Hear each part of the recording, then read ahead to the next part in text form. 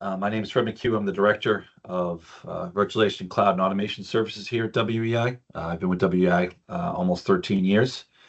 And with me today, who will be doing this presentation, is Matt, one of my brilliant young DevOps engineers.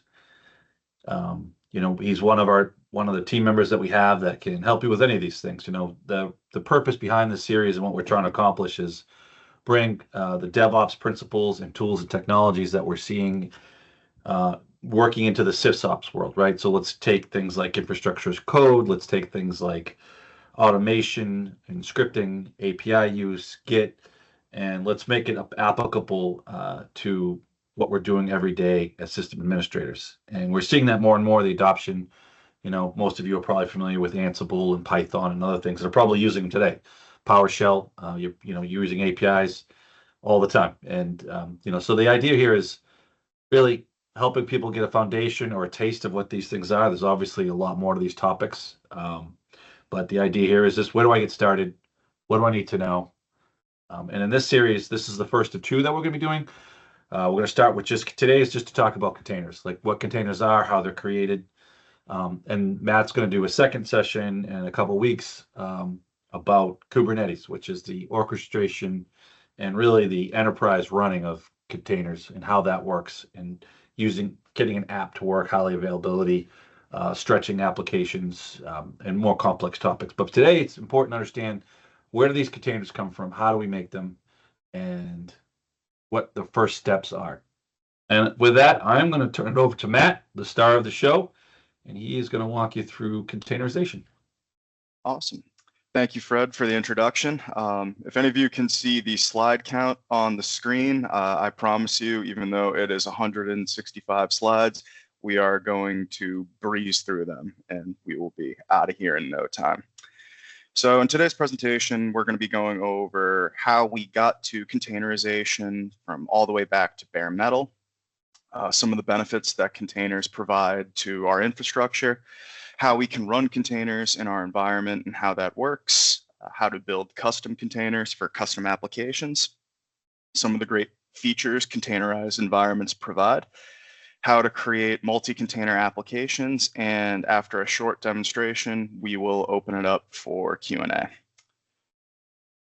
So first things first, to understand containers and containerization, it helps to revisit how we evolved to virtualization and how that has helped us over the years. So before virtualization, we used to buy servers, install an operating system on them, install our drivers and all of our firmware, keep those up to date, and then we could load the application onto the operating system, which at the end of the day is what we want to do. Now with virtualization, we still need hardware and we still need to install drivers and firmware at the hypervisor layer to keep that hardware up to date. But with virtualization, we abstract any further dependency on the hardware by presenting a consistent virtual hardware. So every VM we spin up sees a consistent and abstracted hardware layer. And we can run multiple virtual machines on one physical server to maximize resource usage and cut back on our physical hardware. We're no longer reliant on the one-to-one ratio of physical servers to applications. We can run multiple applications on the same machine. And virtual machines themselves have been great, and they've provided many benefits to our infrastructure over the years. As stated before, we can run multiple virtual machines completely isolated from one another on the same machine. VMs allow for high availability and increased mobility and portability to move those VMs across clusters and machines. VMs are easily recoverable through images and snapshots, decreasing the downtime and easing our disaster recovery. And the biggest benefit of all is we're no longer reliant on drivers and firmware to run our applications. VMs are completely abstracted from the hardware itself. VMs, however, have given us some pain points over the years. VMs have a lot of resource overhead thanks to the operating system that's loaded on every virtual machine, and VMs are usually measured in gigabytes. And that whole operating system on a virtual machine can take up space that's sometimes unnecessary. We nurse our VMs back to health through manual intervention, so logging in, patching configurations, installing updates, etc. And this manual intervention can leave our VM susceptible to configuration drift. If you haven't watched my colleague Dan Perinez's presentation on configuration as code, I encourage you to go and watch that after this presentation. And maybe the biggest pain point of all with virtual machines is that we're hesitant to update or retool our VMs if they're running fine, which down the road could leave us reliant on legacy applications. What if we could remove the dependency of an operating system from our applications and only package what the application needs to run? What if we could what if we could get rid of all of these pain points that have been reliant on an operating system for all these years? That, my friends, is where containers come in. Now, what exactly are containers? Containers are standard, portable, and isolated units of software that package an application's code, libraries, dependencies, and configuration. They are packages that contain an application, the required software for that application, and just enough operating system for that application to run. There's no more guesswork in provisioning the CPU, memory, and storage an application needs. They're lightweight enough that we don't need manual intervention to fix them, and they're often measured in megabits rather than gigabits, and we just spin up new containers when the old ones stop working. Since containers package everything needed to run and only that, containers will run the exact same on any system, eliminating configuration drift. And containers are easily scaled, upgraded, and rolled back, allowing us to no longer be reliant on legacy applications. Now, when comparing the two practices, virtualization and containerization, it's helpful to imagine the pets versus cattle analogy, in where our VMs are like pets and our containers are more like cattle. What do we mean by this? Well, when we get a pet, we name it, make sure we have the right food for it, and we buy it all sorts of toys and treats.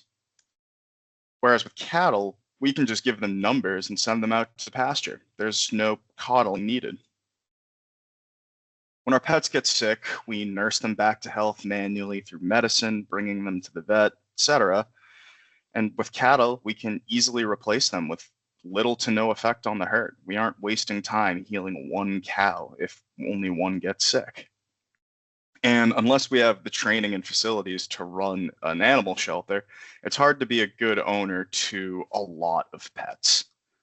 Whereas with cattle, we can manage a herd of hundreds easily. So how does this look in practice? We'll compare containerization to virtualization to show the similarities between the two practices. Let's say you have a server and you've installed some form of Linux. How does this? You would then install a container engine onto the operating system, which would allow you to run a container, or two, or three, or however many you need. On a single machine, you could run hundreds of containers at the same time. And where in virtualization, you're providing abstraction from the hardware, in containerization, you're abstracting your applications from the operating system itself. Now, while it's easy to compare the two technologies, containers are not a competitor or a replacement to virtualization. It's rather just a different way of running your applications.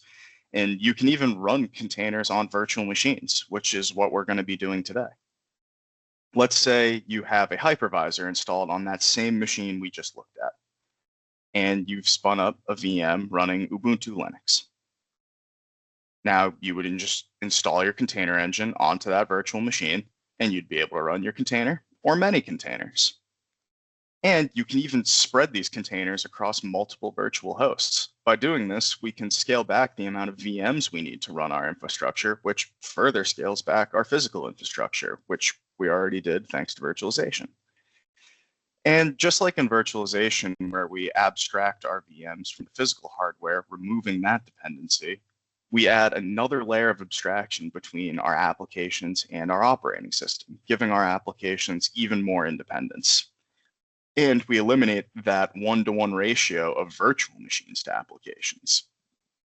We can run many applications on one virtual machine.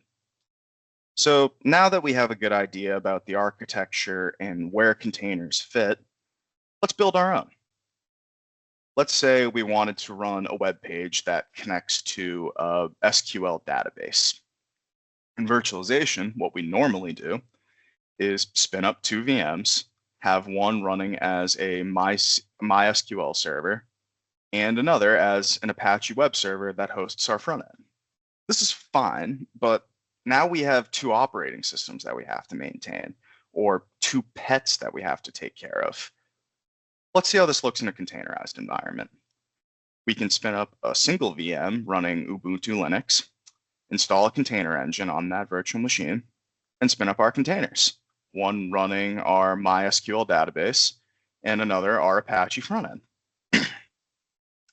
Now, we've seen this a couple times in our diagrams, but what exactly is the container engine? Well, for starters, a container engine is simply an application that we install onto an operating system of whatever virtual machine or physical machine is running our containers. But what exactly does it do? Let's take a deeper look. The container engine functions as a CLI or API that allows you to build and access container images. If you're unfamiliar with APIs, I encourage you to watch Ben Hines' presentation on APIs and Python as part of our DevOps for SysOps series after this presentation. With container engines, you can also manage the entire lifecycle of your containers and configure the environment in which your containers run and interact. Now, the two most prevalent offerings for container engines are Docker and Podman. For the rest of the presentation, we will be using Docker, but that is just a personal choice of mine as there are many other great offerings out there, and Podman works just as fine. So how does Docker actually run a container? What does that look like? Let's take a look. Now, we want to build our web application with Apache and MySQL. Let's say that we, the user on the right, have our VM with our virtual hardware already provisioned on the left here. And we've installed Ubuntu onto the virtual machine. And after that, we install Docker, our container engine, to run our containers. Now, we want to get our front end up and running. We want to get our Apache container functional. We would first enter in our command to say Docker run a container off the Apache image. Docker would then tell what's called the container runtime that we need an Apache container. Well, what does the container runtime do? This is where the magic happens. The container runtime is the piece of software on the container engine that directly interacts with the Linux kernel to provision a container. The runtime will completely isolate a process on the kernel from the rest of the operating system, and with the instructions of the image that we provide, build and run our Apache container on the bare kernel. Now, it's important to note that containers do need a Linux kernel to run, but it's not impossible to run them on Windows machines. The workaround is Docker will install Windows Subsystem for Linux, which contains a lightweight kernel on your Windows machine. And it's also possible to run Windows containers for applications that need Windows to function. So with all that being said, we have our front end spun up, but now we need our database. Well, we just follow the same process. We'd get our MySQL image, enter in our command to run a SQL container. The container runtime will isolate a process on our Linux kernel and build our container off of the MySQL image. We can even scale up our containers to get ready for increased traffic to our application. Let's say we're pretty confident our website's going to be a hit and we're going to get a lot of visitors, or we're in that one busy season of our company and we need to make sure we have enough instances of our application for our customers. All we need to do is send our command to scale up our application. The runtime will isolate more processes on the Linux kernel, and we get our containers. Now, in this example, we were sending commands using the CLI, but Docker offers a GUI interface for managing containers called Docker Desktop. Here, we can spin up and manage the life cycles of all of our containers just as we would in the CLI. This offers a clean alternative to those unfamiliar with CLI processes or those just more comfortable in GUIs. So now we've learned by this point that containers are simply just isolated processes that all share the same host operating system kernel. When we run a container, we are taking the bare Linux kernel, downloading what we need and only what we need for that application to run, and running the application. Now, we've mentioned them a couple times already, but we haven't discussed what a container image is yet. A container image, much like a VM image, is the set of instructions for how our container should run. The image's instructions build a file system in layers onto the kernel's isolated process. Each new file or download creates a new layer, allowing images to build off one another. And an important piece to note is that images are immutable. Once they've been created and published, they cannot be changed. Instead of editing images, we create new image versions as our application needs updates. To actually access an image, we would need to go to a registry. An image registry is just a place where images are stored and can be accessed from. And there are many public image registries that allow us to grab pre-built container images made by the actual vendors of the applications we need. Docker Hub is one of the most popular and the easiest to use if you are planning on utilizing Docker.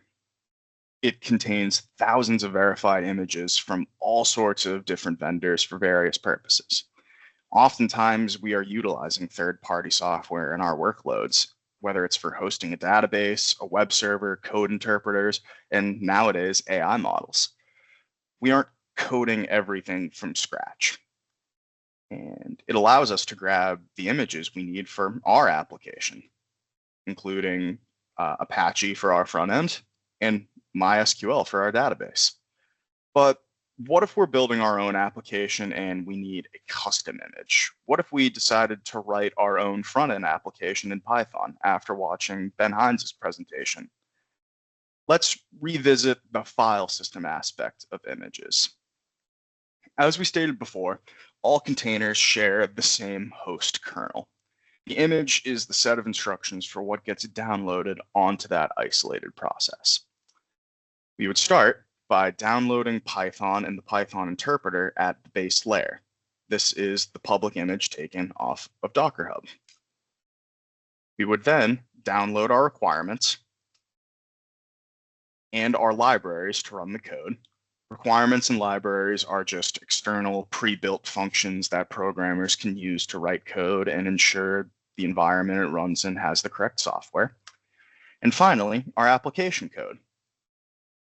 Now, as I stated before, each one of these layers just adds new downloads to the file system of the container or represents a change. Now, this is great, but what if we need to change this code or update it? The image is immutable, so we can't go in and edit a published image. The good news is we can create a new image version with the updates we need, and Docker doesn't even need to build the whole thing over again. How does this work? Let's see. Let's say we updated the code and the libraries we're using.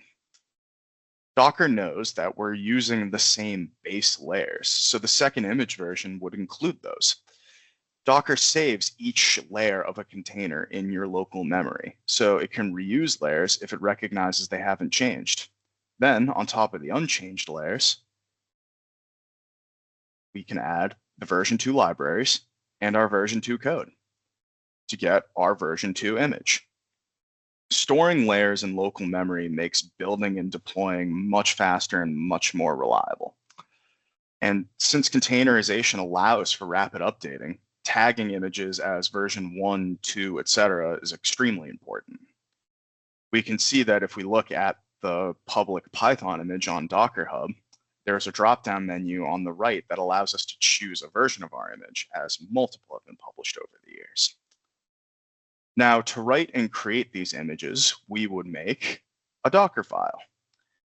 This is a file of code that provides all the instructions a container will follow once ran. Dockerfiles, although Docker is in the name, are the industry standard for creating images developed by the Open Container Initiative, or the OCI. The OCI sets industry standards so that containers can be built and ran the same way across any container engine. The OCI actually also sets standards for how container images and runtimes should be built.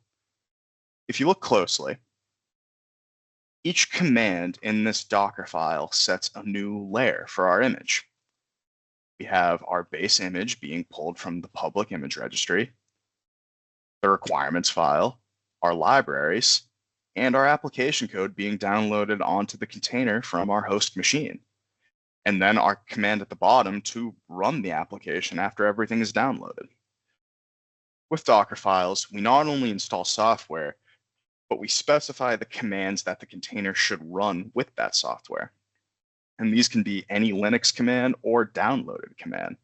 In our instance, we're using the Python command downloaded from our Python image. And once we finish creating our images, we can save them locally to the machine we're on, or publish them to our very own local private registry thanks to Docker Hub. There are also tons of other paid offerings for private registries. Some popular options are Docker Hub Registry Services, GitHub, GitLab, and JFrog. These services allow you to access container images from any Docker host machine connected to your registry without having to host the registry yourself. Now, at this point, we know how to build, get, and publish our images, and then run our containers off of those images. So let's look at some of the great things we can do with our containers and our containerized environments. Let's revisit our web application that we created in our previous slides, the Apache front end and our MySQL database. The first feature of containerized environments that we can leverage is called persistent storage. How does this work? Well, we want to keep the data in our database safe. Since we're utilizing containers that can be updated and scaled frequently, it isn't smart for our data to live inside our MySQL containers. Our solution to this problem is to spin up what's called a persistent volume. With persistent volumes, our data lives independently from our containers and can be accessed by any container that needs it. In our instance, the data can just be loaded into our MySQL database whenever it spins up. And if we need to spin up more instances of our application, all of our database instances can access the same persistent volume. There's no need to scale our volume to meet container demand.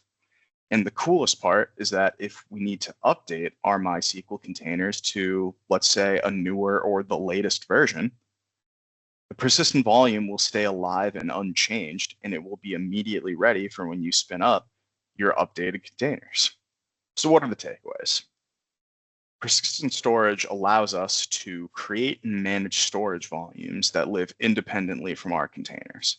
No matter how many containers we spin up or tear down, it does not affect our volumes unless we want it to. Containers can both access and, if we want to, write data to our volumes. If a container makes a change to our persistent volume, those changes will persist even if the container is no longer running. And finally, as I mentioned before, our persistent volumes will not be affected by any changes to our environment. All changes to our persistent volumes must be done manually or be triggered by a container or that a user spins up. So now that we have storage covered, let's move on to our next feature of containerized environments, container networking. In our web application, we have our front-end, back-end database, and our persistent volume spun up. The database is already connected to the data, but how do we get our containers talking to each other? How do we get our backend connected to our front end? How do we get our customers connected to our website? Well, the good news is container engines provision a container network by default. Every time we spin up a container, the container is put on the default network with its own IP address, ports, and even a DNS name. And all of this networking is done under the hood. Docker creates the network and the containers can communicate with each other automatically. With this knowledge, we can connect our database to our front end so that our website can display the appropriate data. But how do we get our customers the ability to actually access this website? Remember how we said that containers have ports? Well, our container network allows us to map the port of the container to a port on the host machine, allowing customers to access the front end and only the front end. Now, this is a great feature, but as you can probably deduce, this can be very complicated. And at scale, it can be ridiculous to set up and manage. If we insist on doing it the hard way, spinning up containers one at a time, connecting them to storage, networking them, configuring other features we aren't even covering today, it makes life miserable. Imagine this diagram with 20 or even 50 application instances. Gross. Docker, however, offers a solution to ensure containerizing applications and managing them is easy. For now, let's ignore the underlying engine and infrastructure and only look at the containers we've spun up. We can see our volume, containers, and networking policies that we've made already. Docker allows us to build out these multi-container applications in one fell swoop using a tool called Docker Compose. With Docker Compose, we can package together the containers and their respective networking and storage policies that make up a single instance of our application and scale our application as needed without worrying about configuring each individual setting. To utilize Docker Compose, we would write up a YAML file that details every facet of our multi-container application. In a Compose file, we specify images, the amount of containers to run for each image, networking protocols, storage volumes, and more. If we need to update our application, we can make a change to the Compose file and roll out the new application as we would with a single container.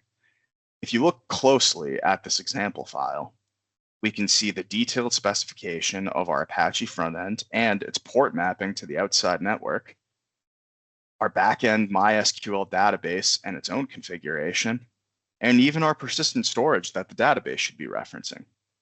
This allows us to string together multiple containers to create applications with what's called a microservices principle in mind. Each container performs one task, and we can scale those containers to only use the resources and compute that we need to keep the application running to our standards. Docker Compose is a great tool for stringing together containers and other components. And as you go on in your containerization journeys, you'll see that there are many other ways to do this as well. Helm is a big one, but we'll cover that another day. Now, we've seen enough slides, so let's take a look at Docker in action. In this demo, we will build a 2-container web application. The front end is a custom Python web container. The back end is a MySQL database container taken from Docker Hub, and we'll be using a persistent volume for storing our data. This demo runs on a Ubuntu Linux virtual machine with Docker already installed and a local registry provisioned beforehand. So let's go ahead and start this demo. In the Docker demos folder, we'll see that we have 2 version folders and a compose YAML file. In each version folder, we have a Dockerfile, the Python application, and the requirements for that application to run. If we go ahead and run Docker images, we can see that we've already built the first version of our web application, as well as downloaded the Python base image and our local registry image. If we go ahead and run Docker PS, we can see that the only container we have running is our local registry. And if we take a look at our Docker Compose file, you'll see that we have the specifications for our front-end web service, our back-end database service, and our persistent volume. So let's go ahead and spin up version 1 of our application. Now, the first thing it's going to do is pull the public MySQL image from Docker Hub. Now, this is the first time that we're doing this, so this might take a little longer than if we already had that image downloaded. But as you can see, this doesn't take a lot of time. And it looks like everything is up and running. So let's go to the internet and see if we can access the application running on localhost port 5000. And as we can see, the application is up and running.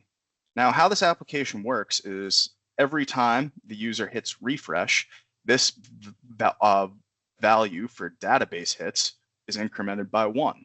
And this value is stored in our MySQL database, but it's also being stored in our persistent volume so that if this app goes down or if we need to update our database, that value doesn't change. So let's go ahead and keep incrementing that value up to 10. And for funsies, let's go ahead and take down our MySQL database. All right, looks like that is down. And as we can see, if we upload or if we go and refresh the web page, there's a database error. So let's fix that by bringing the database back up. As you can see, when we refresh the page, our database is up and running, and the value for database hits doesn't change. So we have 2 versions of this web application. So let's go ahead and build version 2 of our web application. We do this by running the docker build command and pushing this image to our registry running on localhost port 6500. And as you can see, when we run build, this image builds incredibly quickly because it's using a bunch of old images that weren't changed from our version 1 image. So let's go ahead and update our compose file to use version 2 of our front-end application instead of version 1. And we'll run the docker compose command again. If we go back to our application, we can see that the web page has a nice new green color now. But let's say our customers don't really like that, and we need to roll it back to the first version of our web application. It's as simple as changing a 2 to a 1, saving that compose file, and running docker compose again. And as we can see, we get back to our version 1 of our web application. So by now, we've seen how containers give us the ability to package applications abstracted from any operating system dependency, rapidly scale and update these applications to meet customer needs, and string together multiple containers to replace monolithic legacy applications. Now, at scale, this can become quite the challenge. How do we deal with handling containers over 2 physical hosts? Or however many physical hosts we have? Or how do we handle a cloud and hybrid infrastructure when we're using containers? How can we truly create a containerized environment over multiple hosts and create a production-ready cluster of containers ready for our customers? This is where Kubernetes comes in, the industry standard container orchestration platform. Please be on the lookout for another session from me all about Kubernetes coming soon.